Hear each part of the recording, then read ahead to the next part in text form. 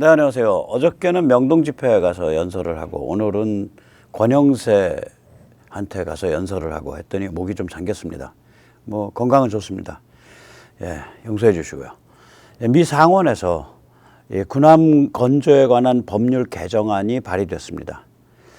그런데 이 개정안에 의하면 일본은 원천 제외됩니다. 그리고 한국이 최대의 사실상 유일한 대안입니다. 115년 전 한국인은 미국 주도 해양 질서를 이미 예언을 했습니다. 오늘 우리는 미국 군함을 만듭니다. 오늘 그 같은 이야기를 살펴보도록 하겠습니다. 미 상원에서 군함 건조 법률 개정안 2개가 발의됐습니다. 하나는 해군 준비태세 확보법, Ensuring Naval Readiness Act이고 다른 하나는 해안경비대 준비태세 확보법, Ensuring Coast Guard Readiness Act입니다. 만약 이 2개의 법안이 통과되면 한국에 있는 조선소가 미 군함을 건조할 수 있게 됩니다. 미국 법률은 미 해군 혹은 해안경비대의 함정은 반드시 미국 조선소에서 지어져야 한다라고 못 받고 있습니다.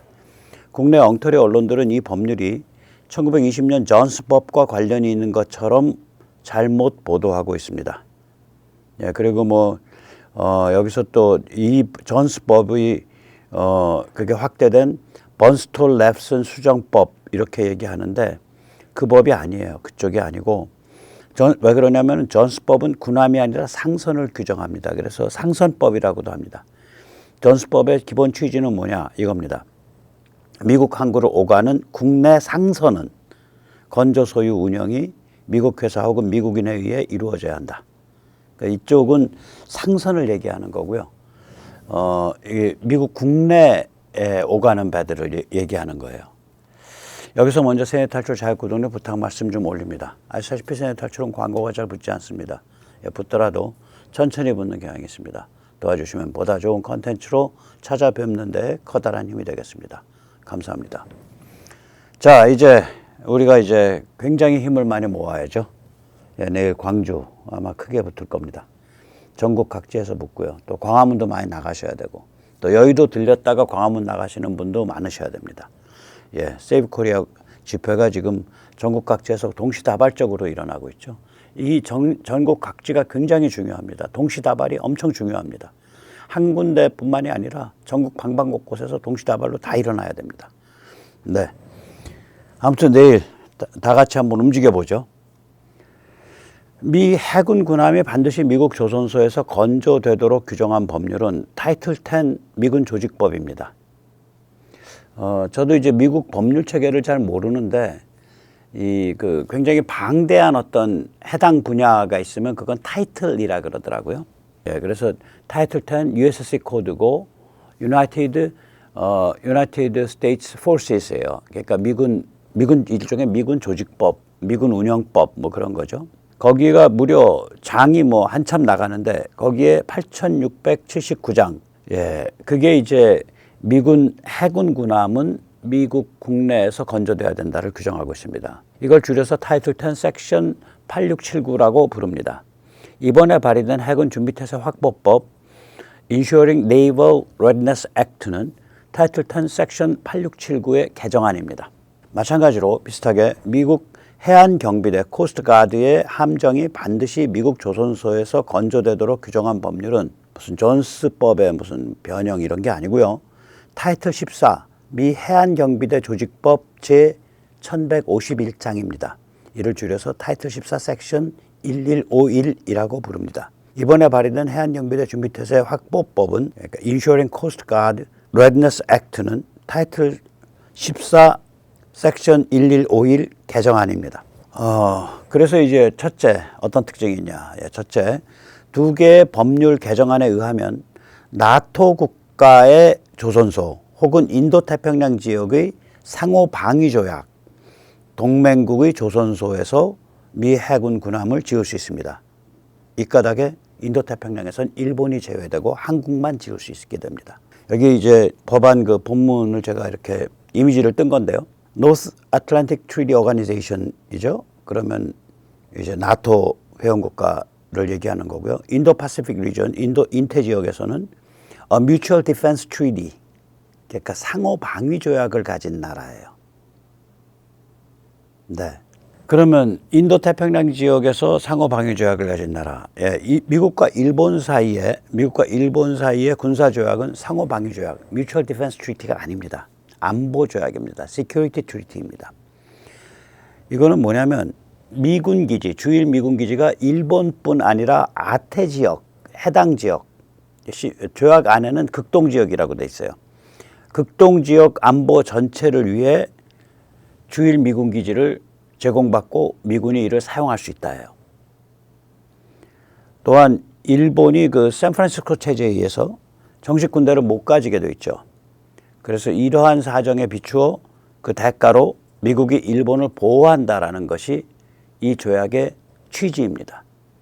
따라서 우리가 미일 동맹, 동맹은 동맹인데 동맹의 성격이 한미 동맹과 상당히 다릅니다. 예, 그 베이스가 군사 동맹의 베이스가 둘 다 군사 동맹이에요. 근데 한미 동맹은 상호 방위 조약이고요. 미일 동맹은 이거는 말하자면 상호 방위 조약이 아니라 안보 조약입니다. 그러니까 기지와 안전 보장. 그다음에 일본이 정식 군대를 못 갖는 것과 안전 보장 이거를 교환하는 그런 성격의 조약입니다. 참고로 한미동맹 조약과 같은 조약은 없어요. 나토는 이거는 양자간 조약이 아니라 블록 동맹 조약이죠. 한미동맹과 성격이 다르고요. 그 다음에 그걸 빼고 나면 이제 미국과 양자간 조약을 맺고 있는 양자간 군사동맹을 맺고 있는 나라는 셋으로 보이는데 하나는 영국입니다. 근데 영국은 1950년대에 맺어졌는데 그 목적이 뭐냐면 영국의 그 특히 원자력 잠수함, 특히 그 전략 잠수함에 대해서 미국이 기술 및 무기를 제공하는 걸로 돼 있어요. 그래서 지금 영국의 그 전략 잠수함들에서 사용되고 있는 그러니까 SLBM, 그러니까 잠수함 발사 핵탄도 미사일이 미국제죠. 트라이던트죠. 그걸로 돼 있어요. 그것을 위한 그 기술 제휴예요. 그러니까 마치 무슨 읽어보면 굉장히 복잡한 라이센스 계약 같이 돼 있어요.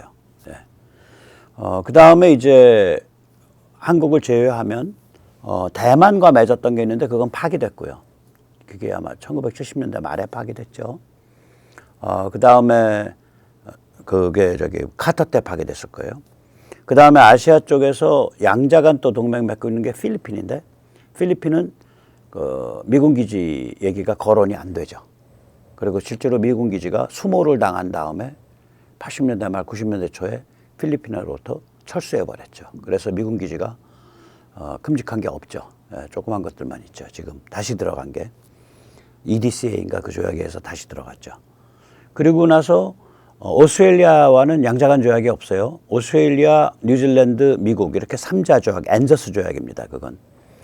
그러니까 미국이 양자간 조약을 맺고 있는데 그게 제대로 된 상위방위 조약이고 그러니까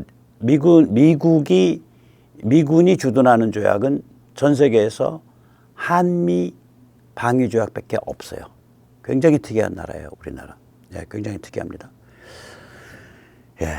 이제 그 미국과 상호 방위 조약을 맺어야 인태 지역에서는 이게 배를 지을 수 있는데 그럼 그런 나라는 이제 필리핀을 이제 꼽을 수 있죠. 아까 말씀드린 대로. 근데 필리핀은 조선 능력이 없죠.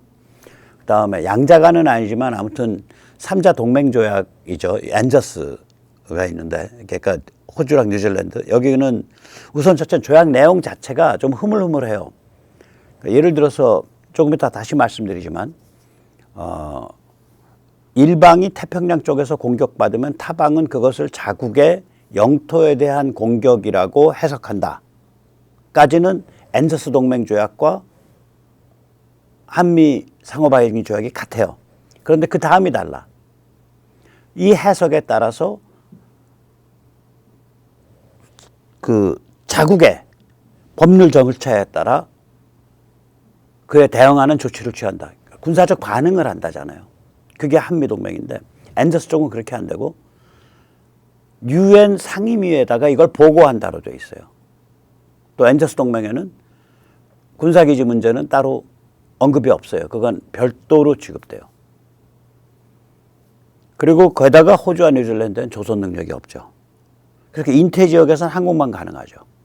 그럼 유럽에서는 어디가 가능하냐? 스페인과 이탈리아가 가능한데 미국이 특별히 배려해서 내줄 수는 있어도 거기에 경쟁력이 한국의 조선과는 택도 없죠. 그래서 이 법률이 한국을 겨냥한 법률이에요. 지금 법률안이 미 상원에서 발의된 법률안이 굉장히 우리가 의미 있게 봐야 됩니다. 이 두 개의 법률 개정안의 두 번째 특징, 해당 외국 조선소는 중국 회사의 소유여서도 안 되며 중국의 헤드쿼터 주소지를 둔 다국적 기업의 소유여서도 안 된다. 여기 보면 a Chinese company라는 얘기 나오죠. 빨간 줄 보면. 그 다음에 a multinational company domiciled in the People's Republic of China. 중화인민공화국의 그 본사 주소지를 둔 다국적 기업이어서 또 안 된다 이 소리예요. 이게 domiciled라는 건 본사 주소지를 얘기해요. 이건 결국 뭐냐? 이 구절은 미 해군의 주적이 중국이니까 중국과 관계된 데는 안 된다 이 소리죠. 예, 그렇게 됩니다. 지금으로부터 정확히 115년 전 1910년에 우남 이승만은 프린스턴 대학교 박사학위 논문을 완성합니다. 여기서 이 논문의 핵심 명제는 뭐냐면 이 논문의 제목은 뭐냐면 일단 미국이 확립해 가고 있는 중립성의 원칙 Neutrality as influenced by the United States인데 이때 중립성이라는 건 항행의 자유, 무역의 자유를 뜻합니다. 즉 미국의 운명, 미국의 글로벌 군사지정학 전략이 항행의 자유, 무역의 자유에 있다는 것을 세계 최초로 밝힌 논문입니다. 그래서 이 논문이 최근도 인용돼요, 가끔씩. 100년이 지났는데 이는 또한 1917년에 미국이 세계 제1차 대전, 이건 1914년부터 시작했는데 미국이 3년 지나서 참전하거든요. 거기에 참전하게 되는 계기가 바로 항행의 자유에 있음을 예언했다고도 볼 수 있어요. 아시다시피 세계 제1차 대전에 참전하게 된 계기는 미국이 영국으로 보내는 상선, 화물선을 독일의 잠수함 유보트가 격침시킨 데서부터 시작한 거거든요. 항행의 자유랑 관계된 문제라고 이게. 미국이 거기에 국가 운명을 건 나라다라고 못을 박은 논문이에요, 이 논문이. 115년 전에. 예, 우리는 무역의 자유, 항행의 자유를 당연한 것으로 받아들이죠. 절대 그렇지 않습니다. 바다는 힘이 지배하는 공간이었어요. 해적과 해군은 거기에요. 그건 그 영국 그 엘리자베스 여왕 때 영국이 이제 처음으로 세계적 제해권에 도전할 때 그때 영국 해군의 총책임자가 영국 해적 두목이잖아요. 드레이프스인가 누군가 그렇죠. 저 이름은 까먹었다. 예, 뭐 D자가 들어가요. 예. 그러니까 이게 납포하고 약탈이 이게 상식이었어요. 바다에서는. 항행의 자유, 무역의 자유가 절대적으로 확립된 것은 세계 제2차 대전 이후 팍스 아메리카나, 즉 미국이 주도하는 세계 평화 질서, 네, 그게 들어오면서 일어난 일입니다. 그러니까 우리가 그 점에 대해서 미국에 굉장히 감사하게 여겨야 돼요. 미국이 확립시킨 세계 질서 속에서 우리가 번영한 거예요. 네. 미국은 19세기 초 나폴레옹 전쟁 때부터 일관되게 항행의 자유, 무역의 자유를 주장하고 강화해 왔습니다. 그때 이제 나폴레옹이 봉쇄력 내리잖아요. 예. 이 노력이 1945년에 완결된 거예요. 그러니까 한 150년 걸쳐서 완결시킨 거예요, 미국이. 이 노력이 완결되기 35년 전에 1910년에 세계 제1차 대전에 미국 아직 그 전쟁이 터지기도 전이고 전쟁이 터지기 4년 전 미국이 참전하기 7년 전에 우남은 이승만은 프린스턴 대학 논문을 통해서 항행의 자유, 무역의 자유가 미국의 운명이며 미국의 글로벌 전략이다라고 예언했던 것입니다. 그래서 우리가 그 대만 인근 해역과 대만 해협에 관해서 미국이 항행의 자유를 얘기할 때 프리덤 오브 내비게이션 저거 뭐 그냥 말로만 하는 거야 이렇게 절대 생각하면 안 돼요. 미국 거기에 진정성을 가지고 운명을 건 나라예요. 미국의 역사를 보면. 그러니까 아예 법률에 11척 이상의 항공모함을 운영해야 된다. 이런 식으로 법률에 박혀 있어요. 거기가. 예. 우남 이승만에 대한 연구가 참 얼마나 천박하고 엉터리냐. 그 단적인 케이스가 바로 이 미국이 확립해온 중립성의 원칙이라는 그러니까 항행의 자유의 원칙이라는 우남 이승만의 논문을 국내에서 뭐라고 이때까지 소개를 하고 있냐. 지금 오늘도 그 국내 구글링 해보세요. 그 우남 이승만 프리스턴 대학 논문하고 구글링 해보면 영세 중립론이라고 소개를 해요. 영세라는 건 아예 개념도 없는데 그 논문에. 논문 읽지도 않은 거예요. 그러면서 이것이 한국이 영세 중립국가로 독립하자라는 주장이다라고 우남 연구자들이 얘기를 해왔어요. 우남 연구의 선구자, 우남 연구의 원로로 대접받아왔고 대접받고 있는 YC, SC, LC가 이런 헛소리를 퍼뜨리고 다닌 장본인들이에요. 그 제가 이 우남 연구 그 커뮤니티하고 제가 사이가 별로 안 좋죠. 몇 분하고 굉장히 친한데 다른 분들하고는 사이가 별로 안 좋아요. 특히 원로 쪽하고는. 원로 쪽 모여서 이승만이가 이러고 얘기하길래 아니 선생님 저기 우남 지금 대통령 그 건국 대통령을 지금 긍정적으로 평가하신다는 분이 그 좋은 호를 놔두고 이승만이가 그게 뭡니까? 우남이라고 부르시죠. 그랬다가 분위기 싸해지면서 그 다음부터는 안 부르더라고. 에이 싸가지들이 없어. 나이를 어디로 쳐드시는지 모르겠어. 예, 미국의 법률 개정에 성공한다면 지금 거론되고 있는 발의된 한국이 최대 수혜자가 됩니다. 살펴봤죠. 스페인이나 이탈리아 등 나토 국가들의 조선 능력은 취약하죠. 결국 인도 태평양 지역의 조선 강국인 한국이나 일본으로 와야 되는데 일본은 법률 개정안에 의하면 원천 배제돼요. 왜냐? 상호 방위조약 국가가 아니기 때문에. 또 필리핀은 조선 능력이 없기 때문에. 그래서 한국밖에 안 남습니다. 그래서 이 법률 개정안이 무지하게 의미심장한 거예요. 그런데 여기서 잠깐 좀 자세히 들여다볼 필요가 있습니다.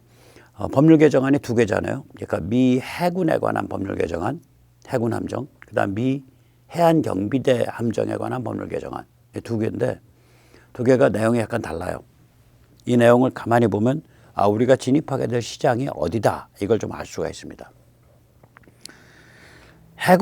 법률 개정안에 따르면 해군 함정을 한국 조선소에서 건조하려면 미 해군부 장관 Secretary of the Navy가 미국 의회에 해당 한국 조선소가 중국 기업의 소유가 아니라는 확인서 서티피케이트를 제출하면 돼요. 그러면 해군 마음대로 할 수 있어.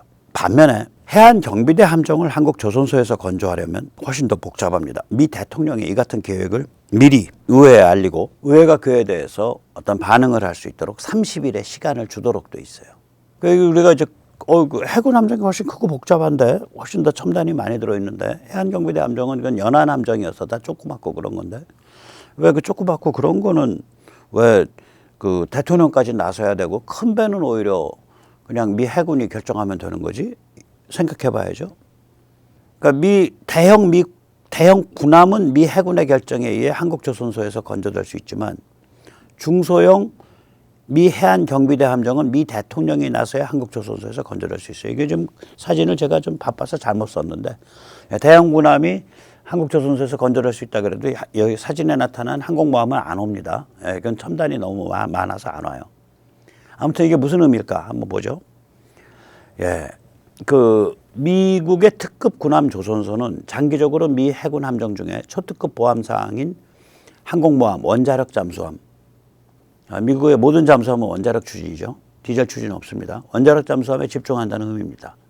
강습 상륙함, 군수 지원함, 구축함, 호위함은 한국 조선소에 발주할 수 있어요.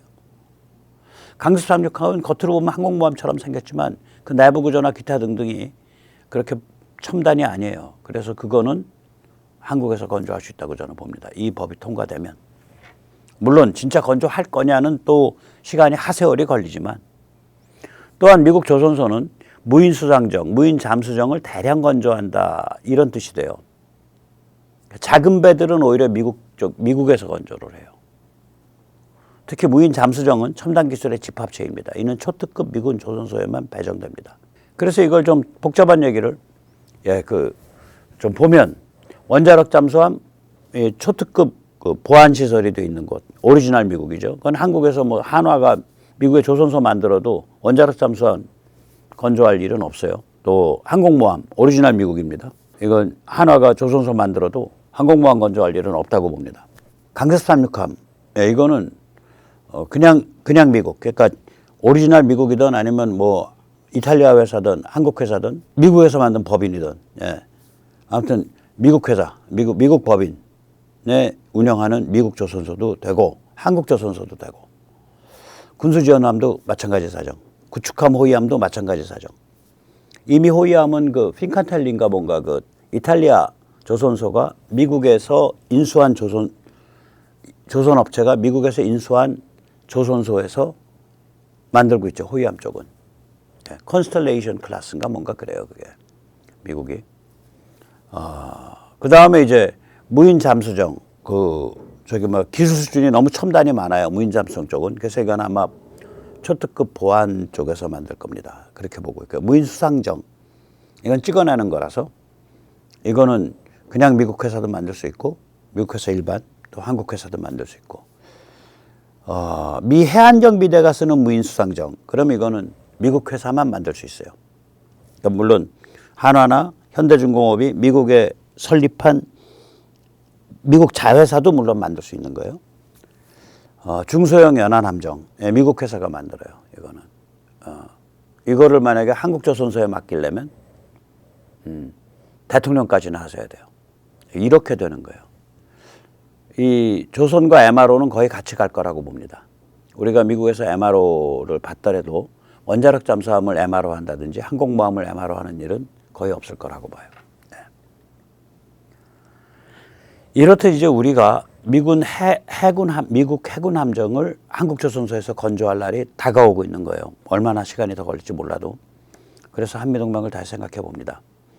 1953년 10월 1일에 가조인된 한미 상호 방위조약은 우남이 고립주의자 아이젠하워를 휴전 거부, 방공포로 석방 등으로 목숨을 걸고 압박해서 어거지로 관철시킨 조약입니다. 그때 지금 나오는 저 키 큰 아저씨, 저 덜레스가 큰 역할을 했어요. 저 초대형 거물이거든요. 초당적인 인사예요. 덜레스는 원래 그 공화당 쪽 사람인데 트루만 때도 엄청난 영향력 발휘했고요. 덜레스가. 그 다음에 저것 때도 엄청난 영향력 발휘했죠. 아이젠하워 때도 그때 국무장관이니까 아주 그 초당적인 거물로 꼽힙니다. 덜레스는. 한미 상호 방위조약 제3조는 어느 일방이 태평양 쪽에서 영토를 공격받으면 타방은 이를 자국에 대한 공격으로 받아들이고 자국법에 의해서 이에 상응하는 조치를 한다. 우리나라 법에 의하면은 영토 공격받으면 당연히 취업해야죠. 마찬가지예요. 저는 오키나와 같은 데 공격받아도 우리나라가 참전해야 된다고 보는데 미군 기지니까. 괌이 공격받으면 당연한 거고 하와이나 괌이 공격받으면. 예. 그렇게 돼 있어요. 서로 이게. 굉장히 가까워요. 또 한미방위조약 제4조는 주한 미군 기지를 둔다. 그렇게 돼 있어요. 그래서 이러한 내용을 가진 미국과의 양자간 상호방위조약은 한미 상호방위조약밖에 없습니다. 아까도 말씀드렸듯이 미국과의 양자간 군사조약은 미국, 영국, 미국, 필리핀 이렇게 두 개가 더 있지만 이런 내용을 가진 거는 한미 상호방위조약밖에 없어요. 그러니까 우남이 엄청난 일을 한 거죠. 이 조약이 너무 살벌해서 또한 한국인의 반공, 반중, 반전체주의 의지가 너무 강했기 때문에 미 상원이 1954년 초에 이걸 비준을 위한 전제 조건을 달았어요. 부관으로. 그때 그 전제 조건이 뭐냐 이겁니다. 한국의 영토는 이 조약이 비준되는 시점에서 한국의 실제적 행정 지배가 이루어지는 지역으로 한정한다. 이게 무슨 뜻이냐면요. 한국이 굉장히 의지가 강하니까 예를 들어서 남한이 해주 일대를 침공해서 실효적 지배권을 확립했어요.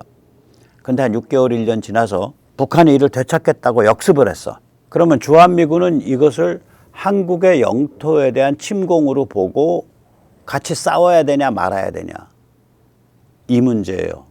같이 그건 안 싸운다예요. 1953년 10월 1일 혹은 1954년 1월 말 기준으로 해서 그 시점까지 한국의 실효적 행정 지배가 미치는 데까지를 한국의 영토로 간주하겠다는 거예요. 한국 헌법상 한반도 및 그 부속도서 어쩌고 저쩌고 다 해도, 예. 그리고 한국이 뭐 굉장히 그 전투적이고 반공의식이 강해서 북한의 일부를 들어가서 차지하고 그걸 영토화 시키더라도 거기에 대한 공격은 한국 영토에 대한 침범이라고 해석하지 않겠다. 라고 미 상원이 부관조약을 거기다가 부과시킨 거예요. 굉장히 겁이 난 거죠. 이 조약이 어느 정도 살벌하면 이런 부관이 붙었겠어요. 예. 이제 한미동맹은 모든 측면, 모든 층이 모든 분야에 미치고 있죠. 포괄적 핵기반 동맹이며 제1돌연 최전선 동맹이죠. 뿐만 아니죠. 첨단 기술 산업 동맹이고 뭐 원자력, 반도체, 뭐 양자 컴퓨터, 뭐 AI, 뭐, 예. 배터리, 뭐 첨단 기술 산업 동맹이고 글로벌 무기 공급 동맹이고 한국의 무기를 폴란드랑 동유럽에 그렇게 대량으로 신속하게 제공하지 않았더라면 지금 뭐 러시아에 한참 밀리는 형세죠.